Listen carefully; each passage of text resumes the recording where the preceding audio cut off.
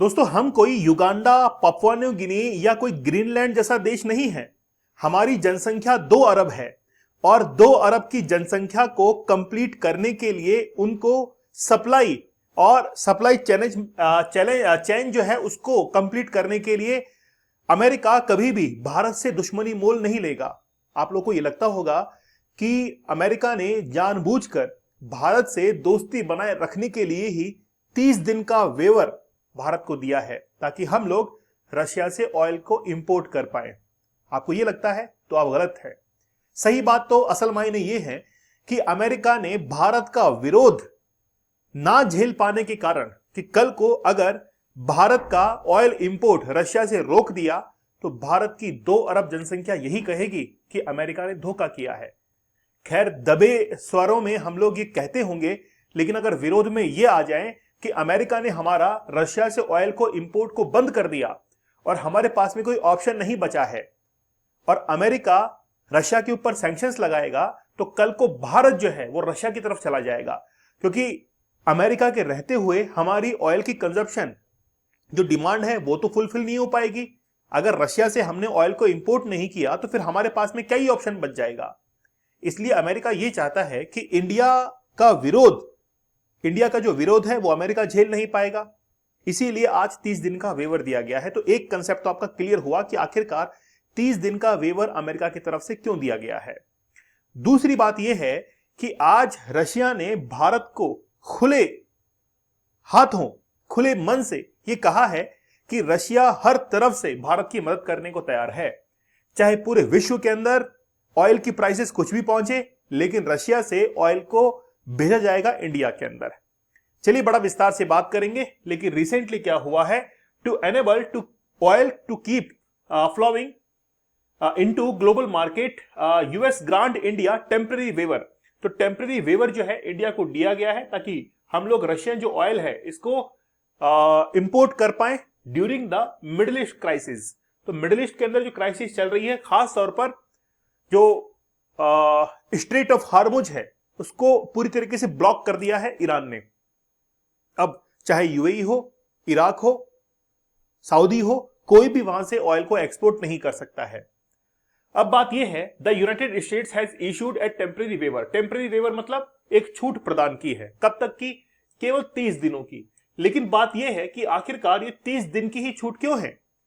ये हो सकता था 45 दिन की होती, ये 50 दिन की होती, ये 60 दिन की, 90 दिनों की होती, या महज 10 दिनों की होती। लेकिन 30 दिन का ही ये जो आंकड़ा है ये अमेरिका ने क्यों पकड़ा है? Allowing India to continue purchasing Russian oil. ठीक है। अब बात यह है कि अमेरिका का जो ट्रेजरी डिपार्टमेंट है उसने हाल ही में ये कहा कि रशियन जो क्रूड ऑयल है वो लिमिटेड टाइम पीरियड के लिए इंडिया के अंदर आएगा। ट्रेजरी जो सेक्रेटरी हैं स्कॉट बेसेंट, उन्होंने रिसेंटली एक ट्वीट किया, लिखा है कि प्रेसिडेंट ट्रम्प्स एनर्जी एजेंडा, यानी कि प्रेसिडेंट ट्रंप का जो एनर्जी का एजेंडा है, has resulted in oil and gas production reaching the highest. मतलब बात यह है कि अमेरिका ने ऑयल और गैस का इतना रिजर्व कर लिया है कि वो पूरी दुनिया को एक्सपोर्ट करने के लिए तैयार है। इसका मतलब यह है कि अमेरिका हमेशा कोई ना कोई बलि का बकरा ढूंढता है और इस बार बलि का बकरा बना वेनेजुएला के ऑयल रिजर्व जो है उनको कैप्चर किया गया ताकि अमेरिका ये दिखा सके, जिसके कारण आज ये ट्वीट लिख रहे हैं। उसका रीजन ये है कि गैस और ऑयल जो है वो हाईएस्ट लेवल पर पहुंच चुका है अमेरिका के पास में। वो कहां से आया? क्या अमेरिका ने नए तेल के कुएं खोद दिए या नीचे जाकर भगवान से प्रार्थना की कि हमारे जो शैल ऑयल्स हैं उनके अंदर तेल भर दीजिए? ऐसा तो नहीं हुआ होगा। किसी दूसरे को लूटा गया होगा और लूट कर ये बताया गया कि देखो मेरे पास में कितना माल है। वही हुआ अमेरिका के साथ में। अमेरिका ने वेनेजुएला को लूटा है ना, क्यूबा पर उसकी नजर है अब, और वहां का जो ऑयल रिजर्व है उसको ये एक्सपोर्ट करने के लिए तैयार है। ठीक है। अब बात ये है कि ये कहते हैं कि भाई 30 दिन का हमको वेवर दे दिया गया है। देना जरूरी था इनके लिए। अगर ये इंडिया को वेवर नहीं देते, जो कि इंडिया पूरे विश्व के अंदर सबसे ज्यादा ऑयल का इंपोर्ट करता है, सबसे ज्यादा, और स्ट्रेट ऑफ हार्मुज से जो एक्सपोर्ट होता है ऑयल वो चाइना को सबसे ज्यादा होता है, उसके बाद में इंडिया को होता है। तो अगर इंडिया की डिमांड फुलफिल नहीं हो पाई और सप्लाई जो है एज अकॉर्डिंग टू डिमांड नहीं हो पाई, तो हम लोग अमेरिका के विरोध में उठ खड़े होंगे और अमेरिका ये नहीं चाहेगा, क्योंकि कल को हम लोग अगर एलिगेशंस लगाएंगे तो अमेरिका के ऊपर लगाएंगे कि यार हम लोग रशिया से ऑयल खरीद रहे थे, तुम लोग बीच में आ गए, नहीं तो हम खरीद लेते वहां से। और अगर हमारी डिमांड फुलफिल नहीं हो तो हम लोग अमेरिका के विरोध में खड़े होंगे। कल को हो सकता है कि इंडिया ईरान का साथ देने लग जाए। अमेरिका को इस बात का डर है। तो उससे बचने के लिए क्या किया, हमको वेवर दिया गया।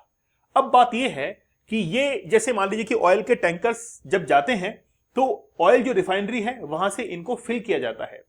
अब इंडिया के पास में इंडियन जो गवर्नमेंट एजेंसीज है, जैसे एचपीसीएल है ना, इंडियन ऑयल है, या फिर आप साउथ के अंदर देख लीजिए, बहुत सारे हमारे पास में ऑयल रिजर्व्स हैं, ऑयल जो कंपनीज हैं वो हमारे पास में है।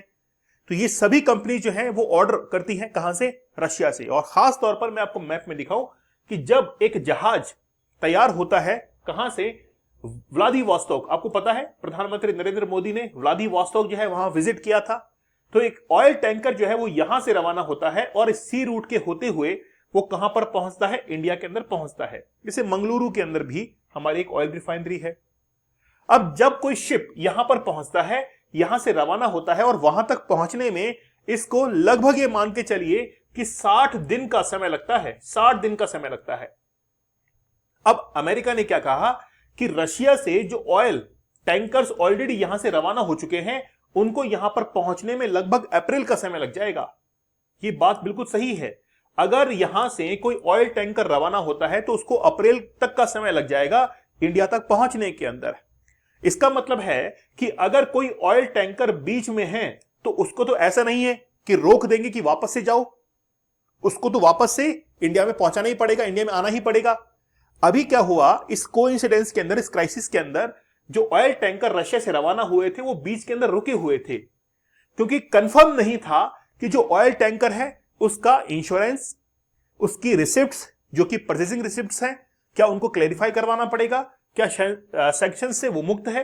ये तमाम बातें वहां पर थी, इसलिए उनको समंदर के अंदर खड़ा रखा गया था। अब उनको 60 दिन लगेगा इंडिया के अंदर पहुंचने में, इसीलिए अमेरिका ने कहा कि कोई बात नहीं, हम लोग 30 दिन का वेवर जो है वो इंडिया को देते हैं और इंडिया जो है अपना ऑयल परचेज कर सकता है। कहां से, रशिया से ऑयल परचेज कर सकता है केवल 30 दिन के लिए। तो ये सारी बातें सब कुछ यहां पर चल रही हैं। अब बात यह है कि अमेरिका ने ईरान के लिए कुछ प्लान्स बनाए थे। जैसे प्लान ए फेल हो गया, प्लान बी फेल हो गया। अब ये प्लान ए और प्लान बी क्या है? प्लान ए ये था कि जैसे ही ईरान के ऊपर अटैक करेंगे तो उसके बाद में तख्ता पलट करके रजा पहलवी को वहां पर बैठाएंगे, जो कि फेल हो गया उनका प्लान। दूसरा प्लान ये था कि अगर ईरान के अंदर कोई भी सरकार बनेगी तो वो अमेरिका का पक्ष लेगी, लेकिन ऐसा नहीं हुआ। अयतुल्लाह खामेनी का जो बेटा है वही क्या बन गया, वापस से ईरान का सुल्तान बन गया। अब अमेरिका के लिए टेंशन हो गई और ईरान जिस तरीके से अटैक कर रहा है, कतर के ऊपर अटैक कर रहा है, यूएई, सऊदी अरब, दुबई, हर जगह वो अटैक कर रहा है। तो ईरान से ये उम्मीद नहीं थी कि इतना जबरदस्त रिटालिएट करेगा। ईरान का 15 लाख का एक ड्रोन, 15 लाख का एक ड्रोन जो कि कम से कम ये मान के चलिए कम से कम 10 करोड़ की एक मिसाइल जो कि यूएसए की है।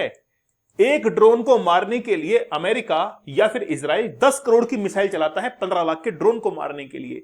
तो ईरान ने बड़ा जबरदस्त गेम चला है कि क्यों ना ये जो पैसा है वो अमेरिका का खराब किया जाए। 10-10 करोड़ की इतनी मिसाइलें खराब होंगी। आप सोच के देखिए कि अगर मान लीजिए कि ईरान ने 300 ड्रोन एक साथ छोड़ दिए, 300 ड्रोन एक साथ छोड़ दिए तो अमेरिका के लगभग 3000 करोड़ रुपए बराबर।